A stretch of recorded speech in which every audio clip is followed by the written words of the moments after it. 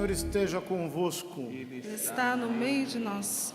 Proclamação do Evangelho de Jesus Cristo segundo Lucas. Glória a vós, Senhor. Naquele tempo, Jesus contou-lhes uma parábola. Olhai a figueira e todas as árvores. Quando vedes que elas estão dando brotos, logo sabeis que o verão está perto. Vós também, quando virdes acontecer essas coisas, ficai sabendo que o reino de Deus está perto. Em verdade, eu vos digo, tudo isso vai acontecer antes que passe esta geração. O céu e a terra passarão, mas as minhas palavras não hão de passar. Palavra da salvação. Glória a vós, Senhor. Queridos irmãos e irmãs, estes dias estamos lendo a profecia de Daniel. Chegamos ao capítulo 7, qual apresenta um pequeno apocalipse em Daniel. Apocalipse é uma palavra grega que significa revelação. Mas, ao mesmo tempo, é um tipo de gênero literário que existia dentro e fora das Escrituras, em que o autor emprega imagens fortes, intensas, inclusive um bestiário, como se diz, bestiário, ou seja, um conjunto de imagens de animais para falar dos poderes, das autoridades, daqueles que não podiam ser nomeados explicitamente. É interessante porque toda vez que nós temos um regime muito totalitário e a liberdade de expressão, a liberdade de falar claramente é, de alguma maneira, prejudicada, todos nós utilizamos uma linguagem camuflada para falar de coisas que não podem ser ditas de maneira clara. É exatamente o gênero apocalíptico. Ele serve para isso. Porém, como as Escrituras têm uma aplicação tanto histórica para o momento em que o autor está escrevendo, quanto alegoricamente para as diversas fases da história, assim nós temos com esse pequeno Apocalipse em Daniel. Ele é importante porque depois, quando São João for escrever o seu Apocalipse, e também os autores dos evangelhos, porque nos evangelhos sinóticos de Mateus, Marcos e Lucas, existem pequenos apocalipses, essa linguagem será, por assim dizer, reaproveitada. Ele começa dizendo: eu, Daniel, tive uma visão durante a noite. Eis que os 4 ventos do céu revolviam o vasto mar. 4 ventos do céu. O vento é a ação de Deus. É interessante como no primeiro livro da Bíblia, o Gênesis, logo no início diz: no princípio do criar Deus o céu e a terra, no princípio do criar Elohim, o céu e a terra era um deserto e uma desolação. E o vento de Deus, o Espírito de Deus, a ruach de Deus, soprava, ventava sobre as águas. Aqui nós temos o vasto mar, símbolo do mundo, mas símbolo também da destruição, da devastação, da desolação, e Deus agindo sobre isso. Veja que coisa maravilhosa. De um lado, trazendo um pouquinho para a nossa vida. Quantas vezes nós estamos na desolação, no deserto, nós estamos no caos, nós estamos sem forma, nós estamos vazios. E nós pensamos: Deus não está agindo. Não, O Espírito de Deus, a Ruach de Deus, o vento de Deus, a ação de Deus está soprando sobre os nossos desertos, sobre o nosso caos, sobre a nossa desolação. E como a história humana, fora de Cristo, é totalmente desencontrada, não pensemos que Deus está inerte. Deus está agindo. Mesmo no caos da história, o vento de Deus está soprando.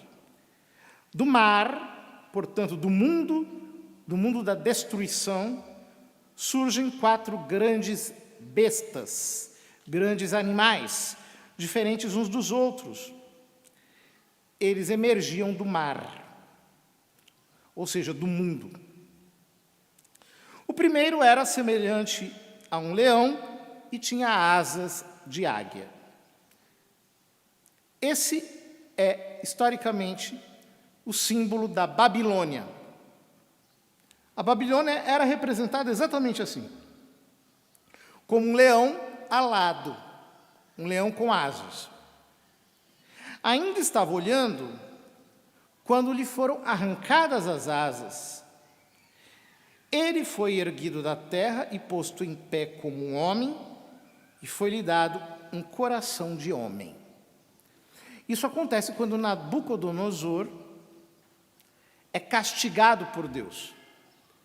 Nós vemos no capítulo 4 do livro de Daniel, quando Nabucodonosor recebe o castigo de perder a razão e de comportar-se como um animal, como as bestas do campo.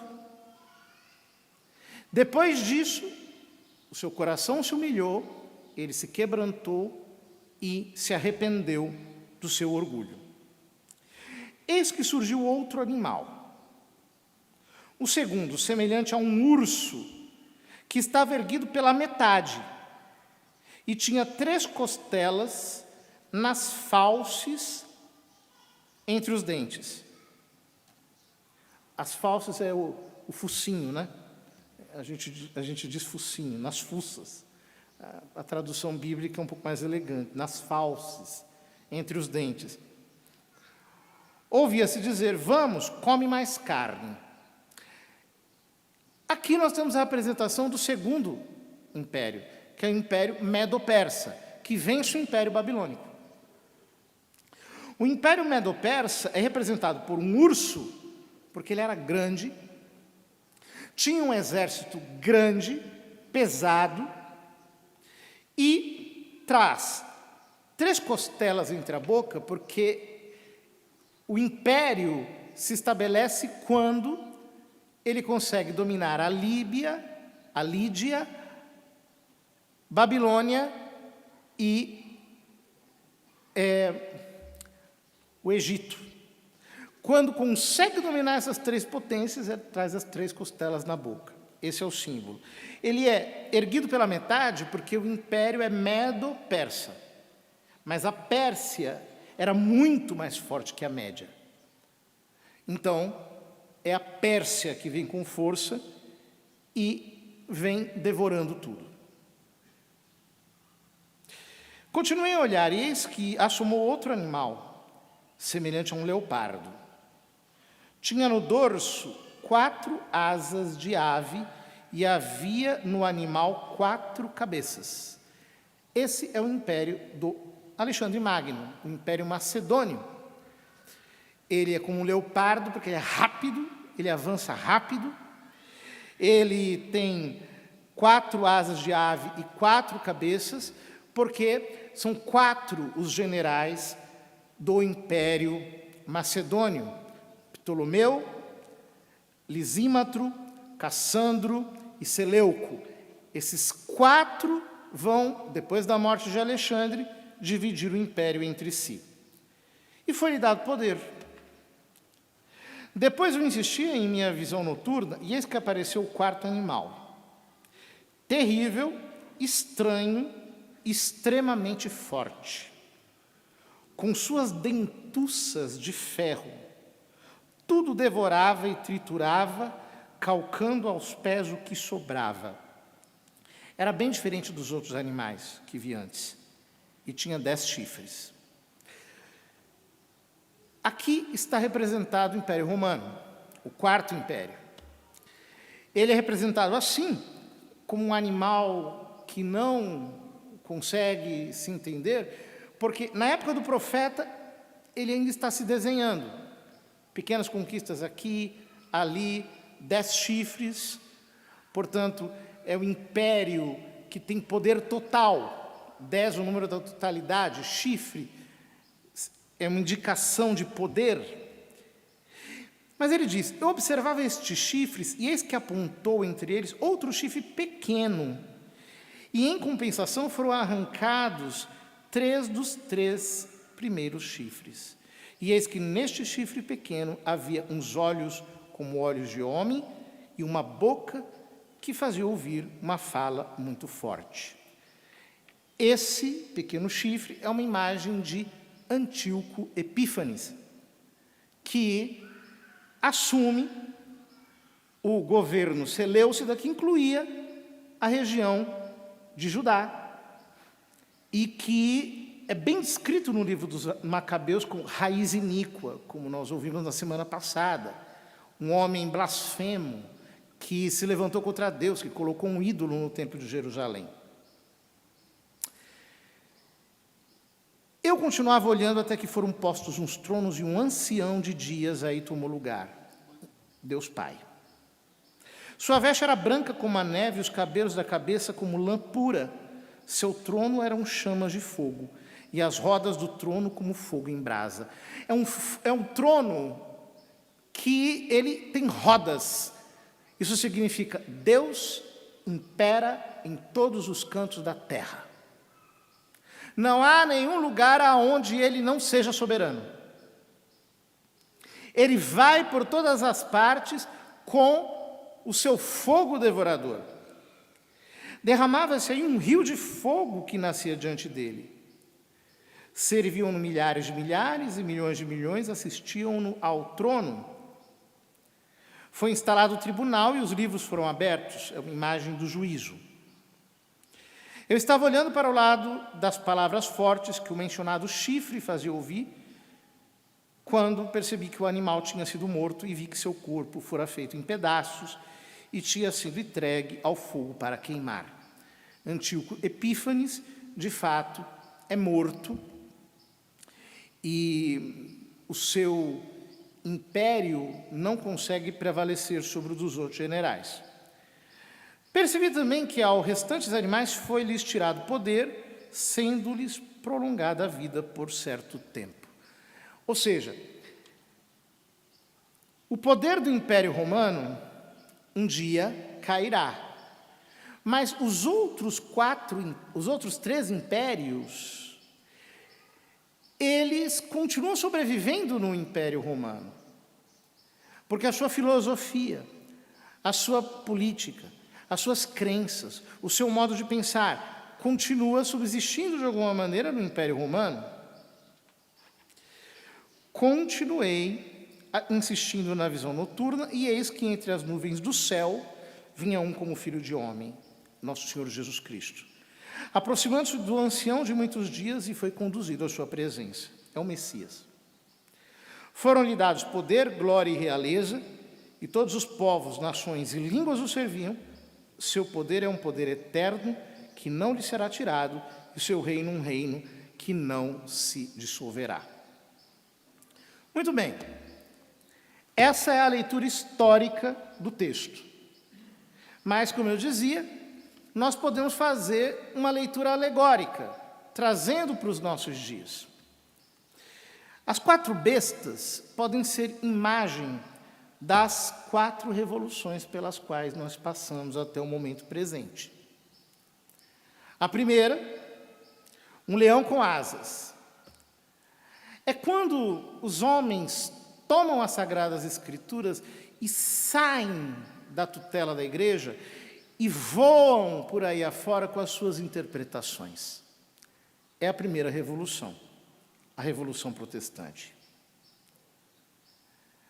Um segundo animal, semelhante a um urso, poderoso, forte, que traz as costelas entre os dentes, pode ser perfeitamente comparada com a segunda revolução, a revolução do humanismo, da Revolução Francesa, que tomou completamente a Europa, destruindo as forças da igreja, devorando com um violento peso, através da exterminação sanguinária, aqueles que eram os discípulos do Senhor.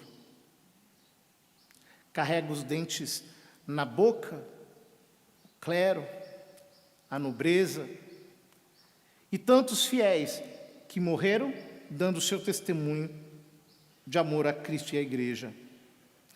Continuei a olhar, e eis que assomou outro animal, semelhante a um leopardo, com 4 cabeças. É a revolução do humanismo ateu.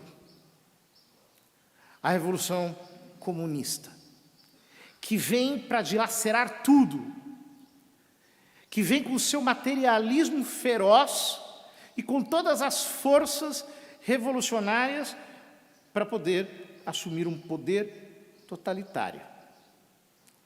E, por fim, um animal, uma besta, que não se entende bem o que ela tem dentes de ferro, que devora e tritura tudo, que tem 10 chifres, tem um poder imenso.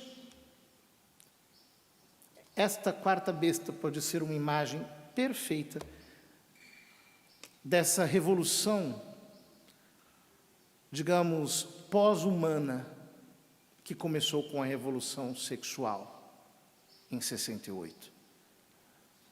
Ou seja, ela quer destruir tudo, quer destruir a família, quer destruir as sociedades, quer destruir até a identidade do ser humano, quer destruir a identidade do homem, da mulher, do filho, do pai, quer acabar com tudo, triturar tudo, calcar os pés até o que sobrava. E no meio disso surge um pequeno chifre. Muitos padres da igreja entendiam que esse chifre é uma imagem do anticristo, que é o homem da iniquidade, filho da perdição, segundo diz São Paulo, na 2ª carta aos Tessalonicenses. Qual é a mensagem que o profeta Daniel nos quer dar e que nós podemos, com a leitura alegórica, aplicar aos nossos dias? É que todos esses impérios vão acabar.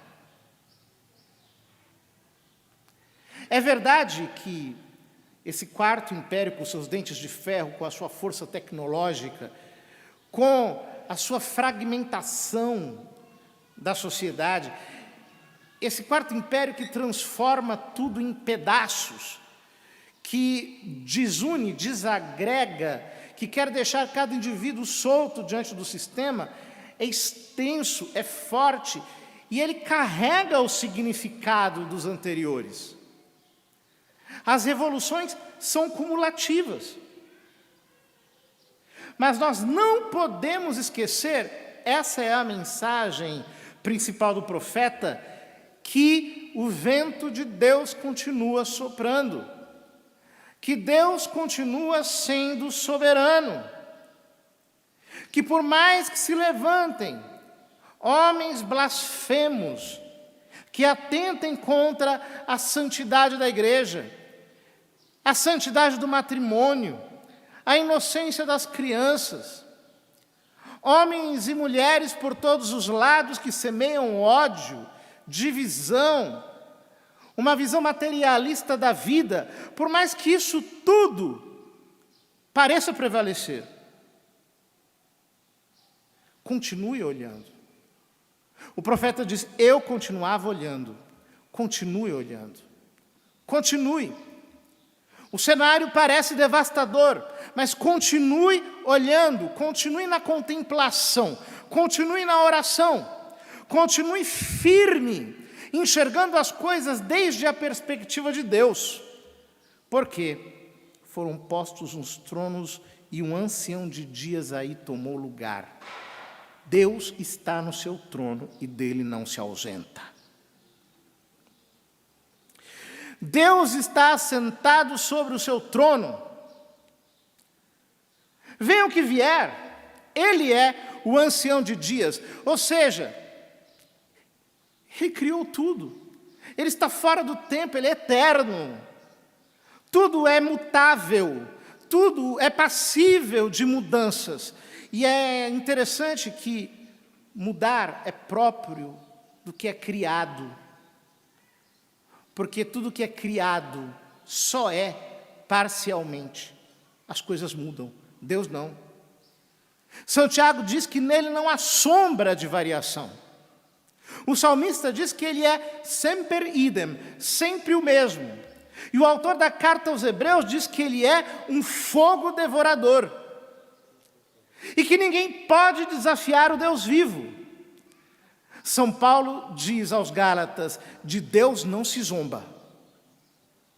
E o Salmo 2 diz, ri-se deles o que mora lá nos céus, zomba deles o Senhor onipotente. E então em sua ira os ameaça, e em seu furor os faz tremer. Ou seja, a história inteira está sendo conduzida para uma direção. E essa direção não é a direção que os impérios dessa terra perseguem. A direção é a direção do Cristo. Este Filho do Homem que aparece entre as nuvens do céu é o Senhor retornando em glória, retornando em majestade. Nós estamos encerrando o tempo comum, estamos considerando a realidade do fim do mundo. Nós não podemos ser pessoas que se impressionam. Como tem católico assustado por aí? Você precisa entender que o teu Deus é ancião de dias, ou seja, não tem nada de novo debaixo do sol.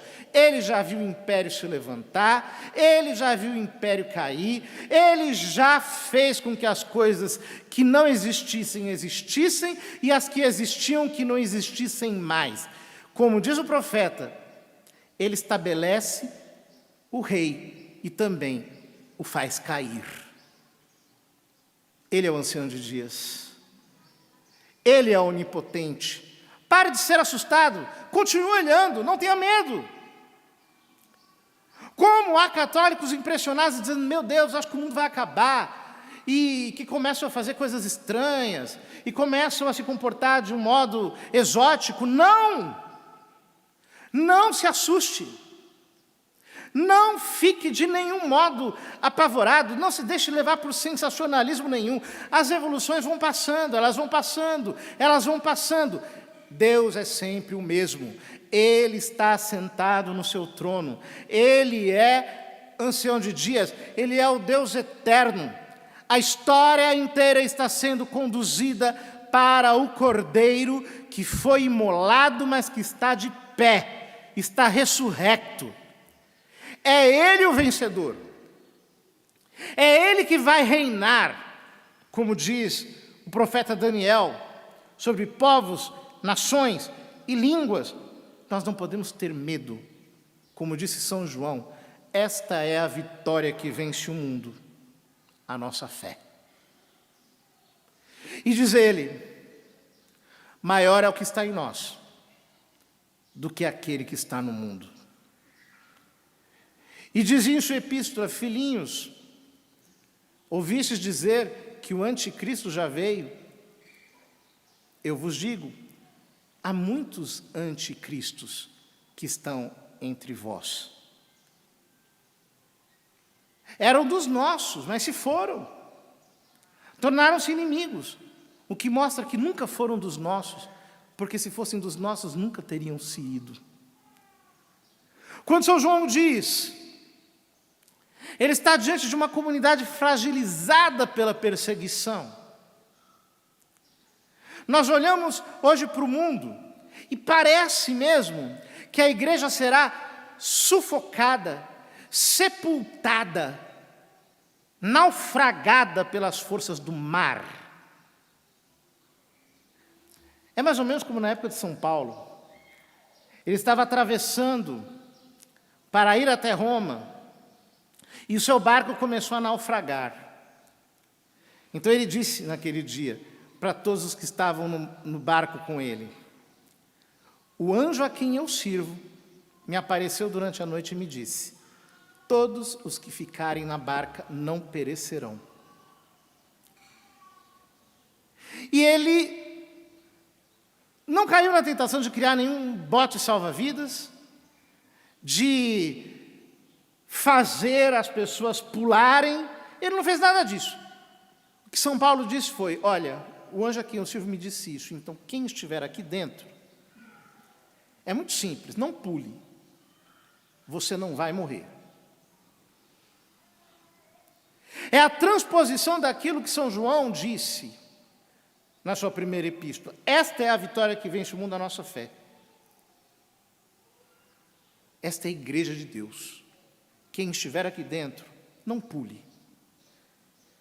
Pode ser tentador pular, porque as forças do mar vão entrando, e vão, parece que submergindo, e vão tomando cada vez mais espaço, e muitas pessoas vão ficando nervosas, apavoradas, assustadas, querendo fazer alguma coisa, não faça nada. Fica apenas dentro da barca.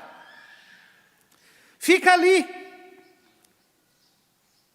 Porque as bestas vêm do mar, mas as bestas morrem. O único que não morre, que é ancião de dias, Rei dos reis, Senhor dos senhores, é aquele que está sentado no trono e o Cordeiro. Esta é a nossa segurança. É por isso que o cristão não tem medo do fim do mundo. Ele não fica querendo salvar a sua pele. Pelo contrário, ele fica até um pouco animado. Olha lá, parece que o diabo está fazendo suas artes, né? Está pulando mais que de costume. Está perto de morrer, está perto de acabar. A força do mal, quando vai chegando aos estertores, ela manifesta toda a sua força, de repente ela se apaga. Queridos irmãos, que nada, nem ninguém consiga nos paralisar pelo medo. Use a sua fé. Use a sua fé como escudo, use a sua fé como espada, use a sua fé como arma defensiva e como arma ofensiva. Use a sua fé. Continue a orar com força, a orar como quem sabe que tudo depende de Deus e que Deus se deixa afetar por aquele que ora, colocando toda a sua fé em Jesus. Ore com toda a sua força. Fortaleça a sua fé. Não seja alguém impressionado pelos acontecimentos do mundo que está ao nosso redor. Não. Nada pode nos destruir. A promessa é de Cristo. As portas do inferno não prevalecerão contra ela. Que nós, irmãos, possuídos por essa confiança no Senhor, entendamos que toda a leitura apocalíptica, ela só foi escrita para nos dar coragem. Me lembro que uma pessoa, muitos anos atrás, na época ainda os católicos não tinham muito costume de ler a Bíblia. Eu tinha uma Bíblia grande em casa, ela pegou, abriu assim no Apocalipse, quando leu de dragão, de não sei o que, ela falou: eu vou fechar isso aqui porque eu vou ficar louca. Ficou com medo. Não foi escrito para nós termos medo. Foi escrito para nós termos coragem. Você está do lado que vai vencer, que já venceu. Como disse Nossa Senhora em Fátima: por fim o meu imaculado coração triunfará. Não duvide disso nem por um segundo. Pode ser que nesse momento ser católico e guardar a fé, permanecer na igreja e conservar o depósito seja algo difícil, sacrificante, mas não desista, porque você está do lado vencedor. Há um Deus assentado sobre o trono, há um livro da vida. A sua vida está lá. E há muitos outros. Espero que a sua vida não esteja nesses outros. Esteja apenas no livro da vida do Cordeiro, no livro da vida do Verbo de Deus. E saiba, quem permanece nele não será abalado. Que essa seja a nossa grande confiança, grande segurança, e que nós, queridos irmãos, possamos, concluindo esse tempo comum, concluindo este ano litúrgico, saber que a história vai se concluir, mas ela não vai se concluir com a derrota de Deus, mas com a Jerusalém celeste que desce do céu como noiva ataviada para o seu esposo. Ela vai ser concluída com as bodas do Cordeiro. E enquanto isso estamos nós com o Espírito, como diz o Apocalipse, o Espírito e a esposa dizem: vem. Maranata, ora vem Senhor Jesus. Esta é a nossa grande esperança e é a solução para todos os problemas. Não olhe para nada que seja humano, política, economia, essas porcarias todas. A solução vem do céu, é do céu. As bestas vêm do mar, mas o Filho do Homem vem do céu. A esperança vem do céu. Só Ele, só Jesus no seu retorno vai consertar tudo. Até lá, estamos aqui batalhando e Ele nos encontrará lutando pela sua glória. Amém.